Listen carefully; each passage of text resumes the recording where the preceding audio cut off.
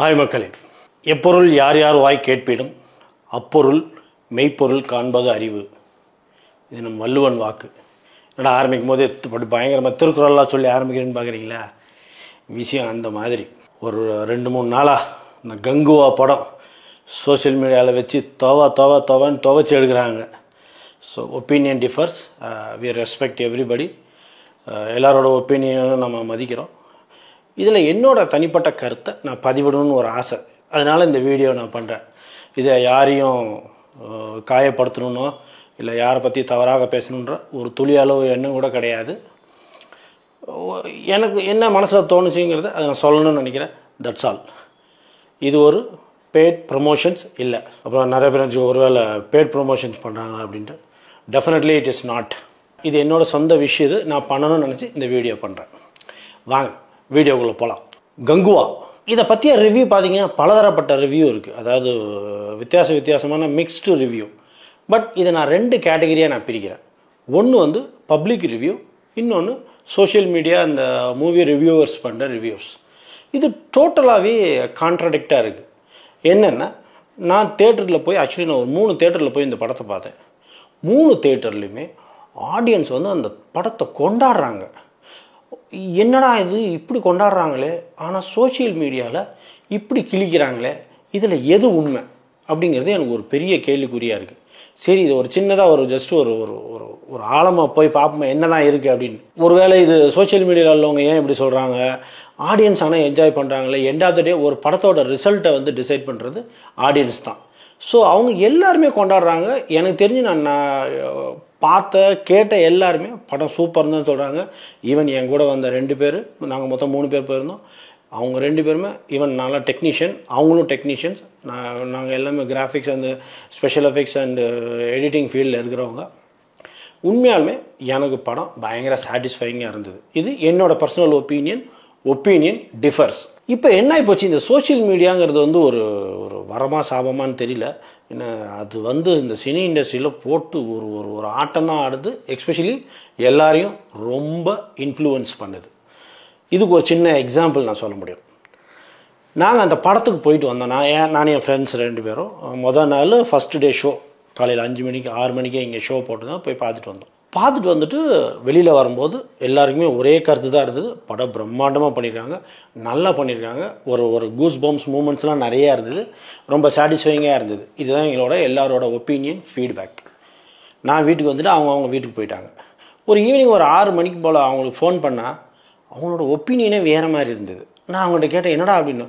ஒருவேளை படம் நல்லா இல்லையோ, நமக்கு தான் அதை ஜட்ஜ் பண்ண தெரியலையோ அப்படிங்கிற மாதிரி எனக்கு கேட்டான். எனக்கே ஷாக் ஆயிடுச்சு. என்னடா சொல்கிற அப்படின்னு. இல்லை, சோஷியல் மீடியாலலாம் ரொம்ப கழுவி ஊற்றுறாங்களே, படம் நல்லா இல்லைன்னு. நான் ஒரே ஒரு வார்த்தை கேட்டேன், நீ சோஷியல் மீடியாவை தனியாக விட்டுரு. நீ ஒரு டெக்னீஷியன், உனக்கு இந்த படம் எப்படி இருக்குது, கரெக்டாக இருக்கா இல்லையா? அவன் சொன்னான், இல்லை எனக்கு கரெக்டாக தான் இருக்குது. ஆனால் எல்லோரும் நல்லா இல்லைன்னு சொல்கிறப்ப நம்ம போய் நல்லா இருக்குன்னு சொன்னால் நம்மளை கேவலமாக நினைப்பாங்களோ அப்படிங்கிற மாதிரி அவர் ஒரு கேள்வி கேட்டார். உண்மையாலுமே இந்த கேள்வி கொஞ்சம் நகைச்சுவைக்கு உரியதாக இருந்தாலும் இது ரொம்ப ரொம்ப டேஞ்சரான விஷயம். சோஷியல் மீடியா ஒரு மனுஷனுடைய கருத்தை எந்த அளவுக்கு அவனால் சுயமாக இருக்க விட முடியாத மாதிரி பண்ணியிருக்குங்கிறதுக்கு இது ஒரு பெரிய எக்ஸாம்பிள். எல்லாருக்குமே ஒரு விஷயத்தை கிரிட்டிசிசம் பண்ணுறதுக்கு உரிமை இருக்குது. கிரிட்டிசிசத்தில் 2 வகை இருக்குது. ஒன்று கன்ஸ்ட்ரக்டிவ் கிரிட்டிசிசம், இன்னொன்று டிஸ்ட்ரக்டிவ் கிரிட்டிசிசம். அதாவது ஆக்கப்பூர்வமான ஒரு கிரிட்டிசிசம் ஒன்று இருக்குது, இன்னொன்று அழிக்கிற மாதிரி ஒன்று இருக்குது. இதில் நம்ம எதை கையாளுறோம் அப்படிங்கிறதுல ரொம்ப ரொம்ப தெளிவாக இருக்கணும். இந்த இது கங்குவா விஷயத்தில் எல்லோரும் ரொம்ப எல்லை மீறி போயிருக்கோம் அப்படிங்கிறது என்னோடய பர்சனல் ஒப்பீனியன். என்ன தான் உங்கள் பிரச்சனை கங்குவாவில்? எல்லாரும் சொல்கிறது கதை இல்லை, சத்தமாக இருக்குது, பாகுபலி மாதிரி இல்லை, கேஜிஎஃப் மாதிரி இல்லை, கதைக்களம் இல்லை, ஒரு கிளாடியேட்டர் மாதிரி இல்லை, அப்பாக்கலிப்டோ மாதிரி இல்லை. ஒரே ஒரு கேள்வி தான் கேட்குறேன். இந்த மாதிரி ரீசன் சொல்கிற எல்லாருக்குமே, பாகுபலியில் என்னங்க கதை இருக்குது? ஒரு வளர்ப்பு மகன் ராஜாவாக வர ட்ரை பண்ணுறான். அவனை அந்த ஒரிஜினல் பையன் விடமாட்டிக்கிறான். அரியணை ஏறத்து ஏதேதோ கேம் பண்ணி அவன் வந்துடுறான். அந்த அரியணை அவன் ஏறிடுறான். கடைசியில் ராஜமாதாவுக்கு தெரிய வருது பையன் இந்த மாதிரி விளையாண்டுட்டான்னு. பையன் இந்த மாதிரி நம்ம பாகுபலியை கொலை பண்ணுறதுக்கு ட்ரை பண்ணுறான் அப்படின்னு. ஸோ இவ்வளோதாங்க ஸ்டோரி. நீங்கள் உள்ளே போனீங்கன்னா வேறு ஒன்றுமே இல்லை. படத்தோட அழகு என்னன்னா, அந்த பிரம்மாண்ட ப்ரெசன்டேஷன் அதுதான் இருக்கே. கங்குவால எமோஷன்ஸ் இல்லைன்றாங்க. அப்போ அந்த பையனுக்கும் சூர்யாவுக்கும் உள்ள என்னது எமோஷன் தானே. அந்த ஒவ்வொரு ரெண்டு அந்த உள்ளுக்குள்ளே பழங்குடியினருக்கு இடையில் அடிச்சுக்கிறாங்களே அது பேர் என்ன, எமோஷன்ஸ் தானே. அவ்வளோ frame by frame emotions convey ஆகுது. கருணாஸ் வர சீனை விட என்னங்க உங்களுக்கு எமோஷன்ஸ் வேணும்? கதை இல்லைன்றீங்க. கதை இல்லாமல் எப்படிங்க உங்களை ஒரு 2.5 hours என்கேஜ்மெண்ட்டாக உட்கார முடியும்? எனக்கு தெரிஞ்சு இந்தியாவில் நானும் டெக்னீஷியன்ஸ் தான். எனக்கு தெரிஞ்சு நான் ஒரு 25 வருஷமாக இந்த ஃபீல்டில் இருக்கேன். எனக்கு தெரிஞ்சு நம்ம தமிழில் வந்ததுலேயே பயங்கர பிரம்மாண்ட கிராண்ட் விஷுவல் ட்ரீட் வந்து கங்குவா தான்.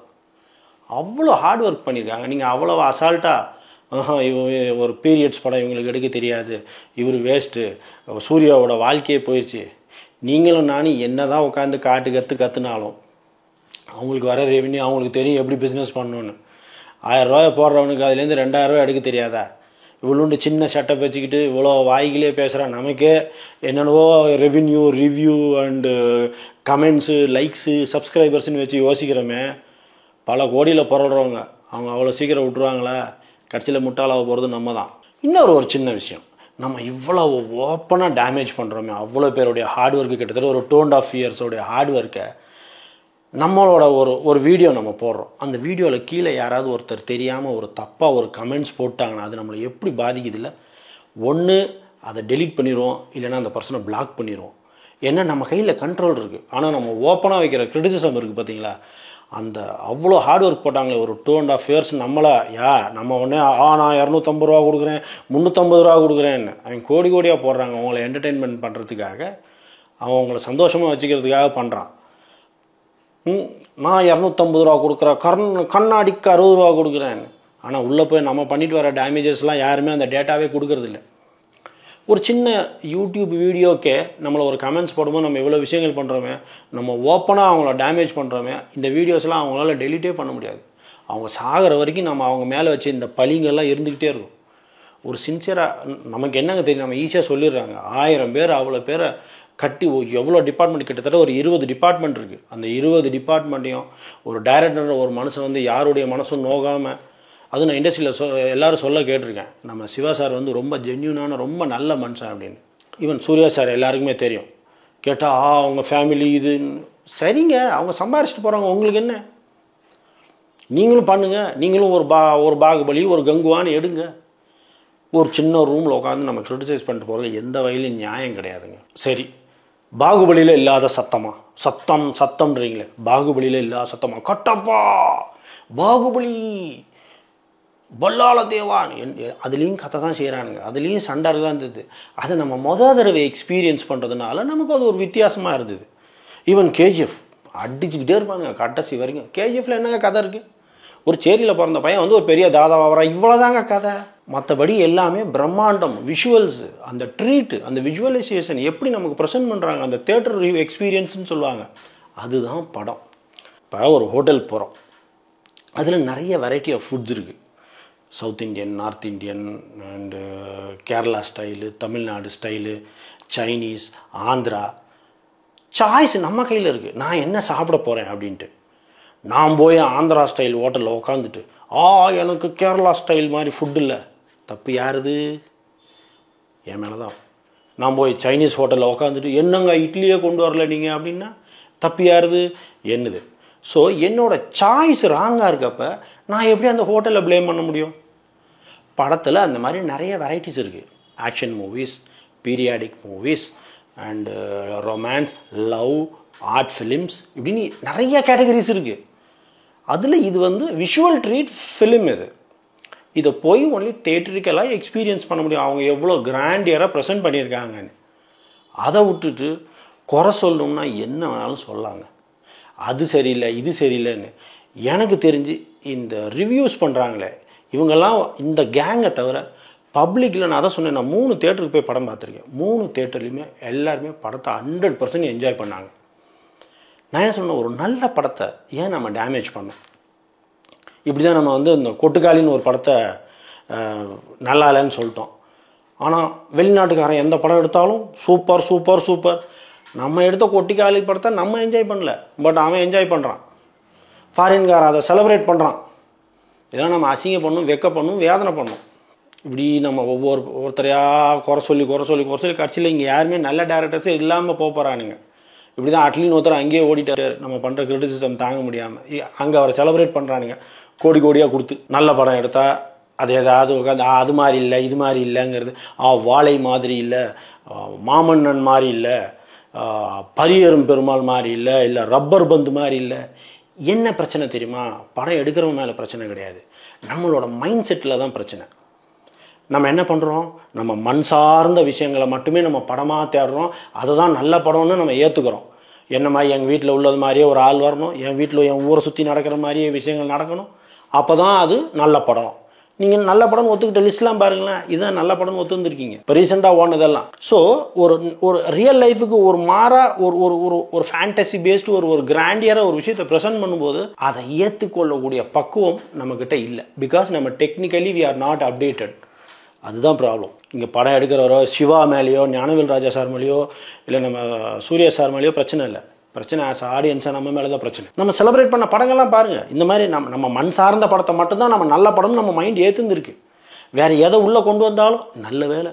கிளாடியேட்டரா, அப்பாகலிப்டோ, இந்த மாதிரி படங்களெல்லாம், ஈவன் பாகுபலி, அதெல்லாம் நல்ல வேலை வேறு ஸ்டேட்லேருந்து வேறு நாட்டிலேருந்து எடுத்தானுங்க. இல்லைன்னா நம்ம அதையும் படம் வேஸ்ட்டுன்னு இருப்போம். ஒருவேளை அப்பாகலிப்டாவை நம்ம இந்தியாவில் எடுத்துருந்தாருன்னா மெல் கிப்சனுக்கு அறிவே இல்லையான்னு சொல்லி நம்ம உட்காந்து அவனுக்கு பாடம் எடுத்துருந்துருப்போம். நம்ம அதுதானே காலங்காலமாக பண்ணிகிட்ருக்கோம். இதே படத்தை இதே கங்குவாவை ஒரு கர்நாடகாலையோ இல்லை ஒரு ராஜமௌலி மாதிரி ஆட்களோ எடுத்திருந்தாங்கன்னா என்னமோ படம் பண்ணுறாங்க, நம்ம ஆளுங்களுக்கு அறிவே இல்லை. இப்படி சொல்லி நம்ம காலத்தை ஓட்டியிருக்கோம். கிரிட்டிசிசம் பண்ணுறது தப்பு இல்லைங்க, but it should be constructive criticism. நம்ம பண்ணுறதுனால அந்த மனுஷன் அடுத்த தடவை அந்த படத்தை பண்ணும்போது நல்ல ஒரு மெருகேற்றி வரணும். கரெக்டா அவங்க சொன்னது நம்ம அதை பண்ணியிருக்க தப்பை கரெக்டாக சொல்லியிருக்காங்க, அடுத்த தடவை இந்த தப்பை பண்ணக்கூடாது அப்படிங்கிற ஒரு நல்ல மைண்ட் செட்டோடு வரணும். அதை விட்டுட்டு இந்த இண்டஸ்ட்ரியே வேண்டாயா, போயிடலாயா, என்னோட எப்படி நம்மளை அட்டாக் பண்ணுறாங்க, ஈவன் நம்ம ஃபேமிலிலாம் அதெல்லாம் ரொம்ப ஓவருங்க. ரொம்ப நம்ம ஃபேமிலிக்குள்ளே போய் டேமேஜ் பண்ணுறதெல்லாம் நிறைய பேர் ஜோதிகா சூர்யா ஃபேமிலி அப்படின்னு, இட்ஸ் ராங்.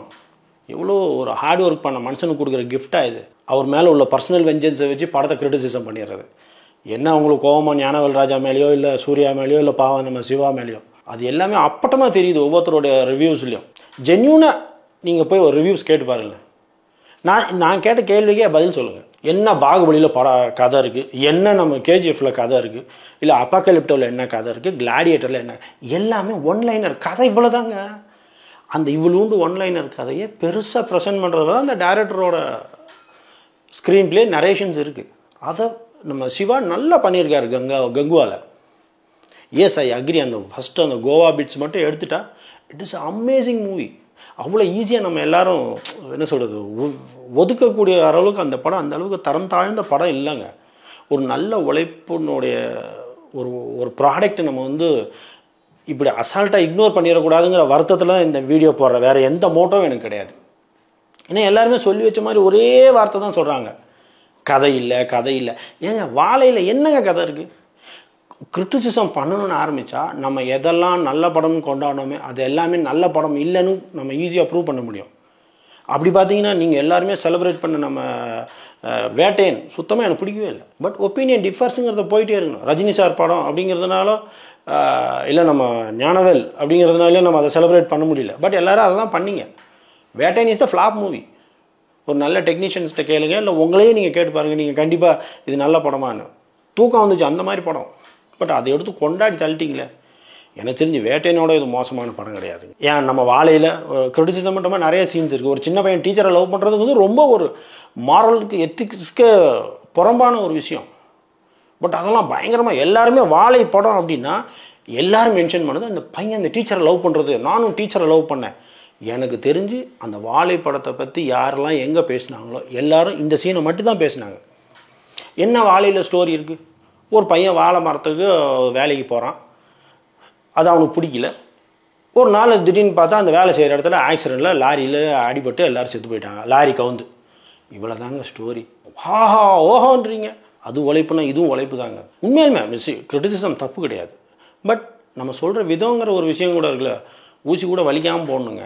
இது என்னமோ பாவம் அந்த அவ்வளோ ஹார்ட் ஒர்க் பண்ண டீமை ரொம்ப டேமேஜ் பண்ணிட்ட மாதிரி எனக்கே ரொம்ப பர்சனலாக ஹர்ட் ஆச்சு. சரி, அதனால் சரி திருப்பியும் சொல்கிறேன், இதை யாரையும் டார்கெட் பண்ணுறதோ யாரையும் அட்டாக் பண்ணுறதோ கிடையாது. எப்படி நம்ம போடுற வீடியோவை யாராவது தப்பாக கமெண்ட் பண்ணால் நம்ம டெலீட் பண்ணுறோமோ, நீங்கள் போடுற எல்லா தப்பான கமெண்ட்டும் அவங்களால டெலீட் பண்ணவே முடியாது காலத்துக்கும். அது அப்படியே நின்றும். எவ்வளோ கஷ்டமாக இருக்கும் தெரியுமா? ஒரு மனுஷன் வந்து நான் நீங்களே ஒரு நல்ல வீடியோ பண்ணிவிட்டு, நான் இன்றைக்கி ஒரு சூப்பர் வீடியோ பண்ணியிருக்கேன், நல்ல வியூஸ் லைக்ஸ் வரப்போகுதுன்றப்ப எல்லோரும் கழிவு ஊற்றுனாங்கன்னா, ஒரு வேளை உங்களுக்கு அந்த அனுபவம் இருந்ததுன்னா இந்த வழி தெரியும். அவ்வளோ உழைப்புங்க, நல்ல உழைப்பு, நல்ல படம். எஸ், நிறைய ஆடியோ இஷ்யூஸ் இருக்குது, பட் எல்லா இடத்துலையும் இல்லை. ரொம்ப நல்லா ஒர்க் பண்ணியிருக்க இடமும் இருக்குது. நல்ல சாங்ஸ் இருக்குது, அந்த ரகு தீக்ஷித்தோட சாங்ஸ் இருக்குது. விஷுவல் பியூட்டி, விஷுவல் ட்ரீட்டுங்க. இந்த அளவுக்கு ஒரு பக்கா ப்ரொடக்ஷன் எனக்கு தெரிஞ்சு நான் பார்க்கல. நான் வீடியோ எடிட்டர், நான் கிராஃபிக் டிசைன், நான் ஸ்பெஷல் எஃபெக்ட்ஸ் பண்ணுறேன். நான் நிறைய பெரிய பெரிய கம்பெனிஸ்க்கு ஒர்க் பண்ணியிருக்கேன். அந்த எனக்கு ஃபுல் ரைட்ஸ் இருக்குன்ற தைரியத்தில் நான் பேசுகிறேன். ஒரு விஷயத்தை பற்றி பேசும்போது டெக்னிக்கலி அந்த விஷயத்தில் என்னென்ன இருக்குங்கிறத நம்ம தெரிஞ்சுட்டு பேசணும். எத்தனை டிபார்ட்மெண்ட்ஸ் இருக்குது, என்ன லென்சிங் யூஸ் பண்ணியிருக்காங்க, இந்த விஷயத்தில் இவ்வளோ சாத்தியப்படுமா அப்படிங்கிற நிறைய விஷயங்கள் ரிசர்ச் பண்ண நம்ம பிஃபோர் அதை கமெண்ட் பண்ணுறதுக்கு முன்னாடி. எகெயின் இந்த வீடியோவுடைய மெயின் மோட்டோவே இதுதான். நம்ம பண்ணுற விஷயம் வந்து ஒரு மோட்டிவேட் பண்ணுற மாதிரி இருந்தால் இட் வில் பி கிரேட். நானும் மூவி ரிவ்யூஸ் பண்ணுறேன், சொல்லலாம் இப்படி இருக்குது, இது இன்னும் பண்ணி தான் இன்னும் பெட்டராக இருந்திருக்கும். ஏன் கெட்டதையே சொல்கிறோமே, அதில் உள்ள நல்லதுங்களை கண்டிப்பாக சொல்லணுமா இல்லையா? அந்த நல்லதை இன்னும் நல்லா சொல்லணும். சூர்யா வாழ்க்கை போயிருச்சு, நம்ம சிவா அழிச்சிட்டாரு சூர்யாவை. நீங்களும் நானும் நினச்ச அழிக்கிற லெவல்லாம் அவங்க இல்லை. அவங்க ஆல்ரெடி மரமாக உயர்ந்துருக்காங்க, வளர்ந்து. நம்மலாம் சொன்ன கிரிட்டிசிசத்துக்கு அவங்க எதுவுமே பதில் சொல்ல பாருங்கள். அங்கேயே அவங்க எவ்வளோ உயர்ந்து நிற்கிறாங்கன்றது நமக்கு இதுலேருந்தே தெரிஞ்சிடும். நம்ம லைஃப்பில் இப்படி உட்காந்து முன்னாடி ஒரு சின்ன கேமரா வச்சு வீடியோ போட்டுருக்கிறது தான் நம்ம லெவல். பட் அவங்க வேறு லெவல் போயிருக்காங்க. அவங்க இதுக்கெல்லாம் பதில் சொல்லிட்டு இருக்க மாட்டாங்க. அவங்க அடுத்த கங்குவா 2 அப்படின்ட்டு போயிடுவாங்க. ஃப்யூச்சரில் இன்னும் ஒருத்தர் புதுசாக ஒரு முயற்சி எடுக்கலாம்னு நினைக்கிறப்ப அவனுக்கு முதல்ல வர்றது வந்து பயம்தான். ஐயோப்பா, இனிமேல் நம்ம இந்த இண்டஸ்ட்ரிக்குள்ளே போகக்கூடாதுப்பா, நம்மளை வச்சு செஞ்சுறாங்க, நல்லா பண்ணாலும் திட்டுறானுங்க, வாழ்ந்தாலும் ஏசும் தாழ்ந்தாலும் ஏசும் அப்படிங்கிற மாதிரி நம்ம என்ன பண்ணாலும் நம்மளை கழுவி ஊற்றிடுவானுங்க போலே அப்படிங்கிற பயம் வர்ற அளவுக்கு பண்ணிடக்கூடாது. எனக்கேன்னா இந்த டெய்லி இந்த ரிவ்யூஸ் பார்த்து எல்லோரும் ரொம்ப அந்த அளவுக்கு மோசம் இல்லைங்க Kanguva. It is one of the best மூவிங்க. நம்ம இதெல்லாம் கொண்டாடணும். இதே ராஜமௌலி எடுத்திருந்தாலோ இல்லை இந்த பக்கம் கர்நாடகாவில் எடுத்திருந்தாலோ சூப்பர்னு கொண்டாடி தள்ளிடுவோம். நாளைக்கு எவனும் வரமாட்டாங்க. தமிழ் இண்டஸ்ட்ரியில் போய் நம்ம படம் பண்ணலான்னு எடுத்தவொடனே அந்த ரிவ்யூவர்ஸ் மூஞ்சி தான் இவங்களுக்கு கண்ணு முன்னாடி வரும். ஐயோ நம்ம போனால் துவைச்சிடுவாங்க அப்படின்ட்டு. Please be gentle. இது ஒரு ரிக்வெஸ்ட், அவ்வளோதான். குணம் நாடி குற்றமும் நாடி அவற்றுள் மிகை நாடி மிக்க கொள்ளல். எல்லோரும் நல்லா தமிழ் தெரிஞ்சுன்னு நினைக்கிறேன். ஸோ இந்த திருக்குறளுடைய அர்த்தம் புரியும். நம்மளோட ப்ராப்ளம் என்ன தெரியுமா? வெஜிடேரியன் ஹோட்டலில் போய் உட்காந்துட்டு நான் வெஜிடேரியன் ஆர்டர் பண்ணுறது தான். நமக்கு முதல்ல என்ன வேணுங்கிறத நம்ம தெரிஞ்சுக்கணும். அதை நோக்கி போனோம்னா நம்ம செய்கிற ஒவ்வொரு விஷயமும் ஈஸியாக இருக்கும். நம்ம ஒரு விஷயத்தில் கிளாரிட்டி இல்லை. என்ன தெரியுமா பண்ணுறோம்? யார் எது பண்ணாலும் ஒன்றோட ஒன்று கனெக்ட் பண்ணிக்கிட்டே இருக்கும். பாகுபலி வந்து கேஜிஎஃப் மாதிரி இல்லை, கேஜிஎஃப் வந்து பாகுபலி மாதிரி இல்லை, இன்னைக்கு கங்குவா வந்துச்சு, கேஜிஎஃப் மாதிரி இல்லை, பாகுபலி மாதிரி இல்லை, அப்பக்கல்ப்ட மாதிரி இல்லை. சார் அது வேறு, இது வேறு. இது சிவா சூர்யா அண்ட் ஞானவேல் அவரோட படம். அதை அப்படி பாருங்கள். என்ன தெரியுமா ப்ராப்ளம்? நான் தேட்டருக்குள்ளே போகிறப்பே நம்ம எல்லாருமே இந்த மொபைலுங்கிற ஒரு விஷயம் வந்துருச்சு. ஸோ என்ன ஆயிடுறாங்க, உள்ளே போகும்போதே நான் ஒரு உலகளாவிய ஒரு ரிவ்யூவர் அப்படிங்கிற ஒரு மைண்ட் செட்டோடைய இன்றைக்கி உள்ளே போகிறேன், என்னென்ன குறை இருக்குன்னு கண்டுபிடிச்சி வந்து வச்சு செய்கிறேன் பார். கடைசியில் என்ன தெரியுமா ஆயிரும்? உண்மையாலுமே நீங்கள் உங்களை ஒரு செல்ஃப் அனலைஸ் பண்ணி பாருங்களேன். நீங்கள் லாஸ்ட்டாக எந்த படம் எப்போ என்ஜாய் பண்ணீங்கன்னு அதுக்கு ஆன்சரே இருந்திருக்காது. ஏன் தெரியுமா? எல்லா படத்தையுமே ஒரு ரிவ்யூவர் ஆங்கிள்லேயே இதை நாம் குறை சொல்லி இன்றைக்கி இந்த டைரக்டரை வச்சு செஞ்சால் தான் நமக்கு ரிவ்யூஸ் வரும். இப்போ இப்படி வேறு ஒரு ட்ரெண்ட் ஆயிடுச்சு. ஒரு நல்ல படத்தை நல்ல படம்னு சொன்னால் எவனும் பார்க்க மாட்டான், நமக்கு ரிவ்யூஸ் வராது, வியூஸ் வராது அப்படின்னு சொல்லி, இன்னும் நமக்கு கமெண்ட்ஸ் வராது அப்படின்னு சொல்லி ஒரு நல்ல படத்தை கூட இவன் 1 மடங்கு செஞ்சானா, ஏடி மாவனே நான் அவனோட இப்போ 10 மடங்கு செய்கிறேன்பான்னு. இன்னொருத்த என்ன பண்ணுவான், அவனை நீ 10 மடங்கு செஞ்சியா, ஏடி மாப்பிள்ள நான் உன்னை வச்சு செய்கிறேம்பான்னு சொல்லி இன்னொருத்த 50 மடங்கு. ஸோ இப்படி என்ன ஆயிடுது, அந்த பர்சன்டேஜ் ஆஃப் என்ன சொல்ல, இந்த வெஞ்சஸ் ஒருத்தர் வச்சு செய்கிறான். இப்போ போட்டி எப்படி ஆயிடுச்சுன்னா, ரிவ்யூ பண்ணுறதுல யார் வந்து அதிகமாக கழுவி ஊற்றுறாங்களோ அவன் தான் பெஸ்ட்டு ரிவ்யூவருங்கிற மாதிரி ஒரு தப்பான அபிப்பிராயத்தை மக்கள் மனசில் நம்ம விதைச்சிட்டோம். எவனாவது ஒருத்தன் ஒரு நல்ல ரிவ்யூ பண்ணுறவரோட வியூஸை போய் பார்க்குறீங்களா? பார்க்க மாட்டீங்க. அந்த வியூஸில் என்ன தெரியுமா போட்டிருப்பாங்க, நாங்கள் அவர் எப்பொழுது ரிவ்யூ பண்ணுவார்னு வெயிட் பண்ணிகிட்டு இருக்கோம். இவரே இப்படி கழுவி ஊற்றுறாரு, அவர் எப்படி கழுவி ஊற்றுவார்? இது இல்லைங்க. This is not the way of அவங்க பண்ணுறாங்களா. அட்லீஸ்ட் ஆடியன்ஸ் நம்ம கொஞ்சம் எஜுகேட் ஆகணும், நம்ம கொஞ்சம் டெவலப் ஆகணும். This is really very dangerous. இது வந்து ஒரு நல்ல கலையை வளர்க்குறதுக்கு, ஒரு நல்ல சினிமாங்கிற ஒரு கலையை சீக்கிரம் அழிச்சிரும். ஒரு நல்ல படம் பண்ணணுன்னு வரவனுக்கு முதல்ல இந்த விஷயந்தான் பயமாக மூளைக்கு வரும். ஸோ மக்களே, take it seriously, be alert. Movie பார்க்க போகிறதுக்கு முன்னாடி ரிவ்யூஸ்னு ஒரு விஷயத்தை பார்க்கவே பார்க்காதீங்க. It is up to you. உங்களுக்கு படம் பார்க்கணுன்னு தோணுச்சா போய் பாருங்கள், படம் பார்க்கலன்னு தோணுச்சா போகாதீங்க. நிறைய பேர் பார்த்துருந்தோம், நல்ல வேலைப்பா இந்த ரிவ்யூவை பார்த்து நான் இப்போ டிக்கெட்டை கேன்சல் பண்ணிட்டேன். எனக்கு வெஜிடேரியன் பிடிக்கும், உனக்கு நான் வெஜிடேரியன் பிடிக்கும். நான் வெஜிடேரியன் ஃபுட்டை வந்து சாப்பிட்டுட்டு வந்துட்டு சொல்லியிருக்கேன் நான் வெஜிடேரியன் நல்லா இல்லைன்னு. மவனே, நீ நான் வெஜிடேரியன் சாப்பிட்றவன், உனக்கு நான் வெஜிடேரியன் ரொம்ப பிடிக்கும்ல. நீ என்னோடய வெஜிடேரியன் ரிவ்யூவை பார்த்துட்டு நான் வெஜிடேரியன் இப்படி தான் இருக்கும் போல் சொல்லி ஒரு நல்ல நல்ல படத்தெல்லாம் நீங்கள் மிஸ் பண்ணியிருக்கீங்க. So be serious, be alert. This is a kind of scam. இப்போ தயவு செஞ்சு இன்னொன்று நான் சொல்கிறேன், இந்த தியேட்டருக்காரங்க தயவு செஞ்சு ப்ரிவ்யூ போடாதீங்க. அதுதான் உங்களுக்கு எடுக்கிறதே. கூப்பிட்டு அவங்கள உட்கார வச்சு ப்ரிவ்யூ போட்டு பஜ்ஜி சொஜிலாம் கொடுத்து நல்லா தின்னுட்டு அடுத்த நாள் வந்து அவங்க எல்லாம் அவங்கள பிடிச்சி கழுவி ஊற்றிடுறாங்க. இந்த தப்பை யாருமே பண்ணாதீங்க தயவு செஞ்சு. இந்த ப்ரிவ்யூ இந்த இதெல்லாம் போட உங்கள் படத்தில் நீங்கள் நல்லா பண்ணிருக்கீங்கன்னு தெரிஞ்சால் கண்டிப்பாக ரசிப்பானுங்க. ஸோ இது வந்து நான் மக்களுக்கு தான் ரிக்வெஸ்ட்டாக வைக்கிறேன். Never go behind reviews. எல்லாம் அவங்கவுங்க பொழப்புக்காக பண்ணுறதுங்க. ஜென்யூன் பீப்புளாக இருக்காங்க கண்டிப்பாக, எல்லாரையும் நம்ம குறை சொல்லிட முடியாது. நல்ல ரிவ்யூஸ் பண்ணுறவங்க நிறைய பேர் இருக்காங்க. நான் பேர் சொன்னால் அப்புறம் அது பெரிய இஷ்யூ ஆகும். எஸ், வித் சென்ஸோடு பண்ணணும். அப்போ என்னென்னா இந்த மனுஷன் சொன்னால் கரெக்டாக இருக்கேன் அப்படின்ற மாதிரி இருக்கும். எப்போ பார்த்தாலும் கழுவி ஊற்றுறது திட்டுறது, இட்ஸ் நாட் ரைட் வே. ஏதோ எனக்கு பர்சனலாக ஃபீல் பண்ணதை நான் சொல்லணும்னு நினச்சி சொல்லிவிட்டு அவ்வளோதான். தட்ஸ் ஆல் மக்களே. எங்களையும் வாழ விடுங்கள் அப்படிங்கிற மாதிரி பாவம் சினிமாக்காரங்களை வாழ விடுங்க. நல்ல படங்க கங்குவா, எல்லோரும் சப்போர்ட் பண்ணுங்கள்.